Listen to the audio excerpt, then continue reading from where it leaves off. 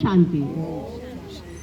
C4B के भाग्योदय हो गया और हमारी संतोष जी ने, जो हमारी नवजात शिशु हैं, अभी केवल 1 वर्ष ही इनको ज्ञान में आए हुआ है और उन्होंने इतना सुंदर आयोजन करके, जाने कौन आत्मा को बाबा पुकार रहा है ना। और यहाँ से ये ज्ञान की जो गंगा बह रही है, उससे कौन प्रभावित हो जाए और किसका जीवन बदल जाए, ये भगवान ही जानता है। और उसका जो पुण्य कर्म है वो हमारी संतोष बहन को मिलेगा। और आप सभी देख रहे हैं कि हमारे इस मंच पर सुशोभित हैं जो मीनाक्षी हैं, कस्तूरी लाल जी की बेटी हैं। ज्ञान की गंगा ऐसे बहाती हैं और धीरे धीरे देख रहे हैं, आप अपने आप ही देख रहे हैं कि जो कोई बोलता है उसको कैसे जिस्ट में लाकर और अपने सुंदर आवाज़ में सुंदर भावों के साथ सुनाती हैं, जो दिल की गहराई में उतरता है। नवीन भाई ने सारा ज्ञान दे दिया आपको, राजा बनने का, राजयोग का सारा ज्ञान आपको दे दिया।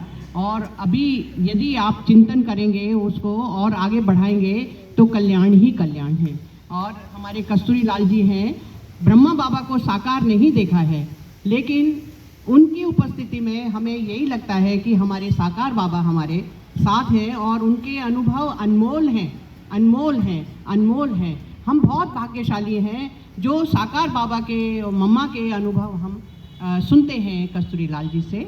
और हमारी दीदी राजयोगिनी तपस्विनी जो बचपन से ही इस ज्ञान में लगी हुई हैं और हमारी सबकी पालना कर रही हैं, तो उनका भी बहुत बहुत धन्यवाद है। और परमात्मा की बहुत स्पेशल गिफ्ट है हम लोगों को कि हम उनके पालना में पल रहे हैं। हमारी उम्र बहुत ज़्यादा है, हमारे तो बच्चों की उम्र की है, लेकिन हमें ऐसी पालना देती है जैसे माँ पालती है ना, बाबा की पालना मिलती है।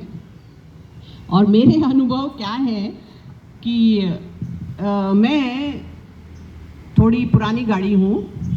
1943 में मेरा जन्म हुआ था और पेशे से मैं शिक्षक रही और ज्योग्राफी की शिक्षक थी। तो उसमें ज्योग्राफी मदर साइंस है, तो प्रकृति से बहुत जुड़ाव था मेरा। और प्रकृति से ही जुड़े होने के कारण जो क्लास चलती थी बच्चों की, तो उसमें परमात्मा से जुड़ती थी मैं। हमेशा कुछ ऐसा ज्ञान परमात्मा ही टच करता था, मुझे नहीं मालूम कहाँ से आता था वो ज्ञान।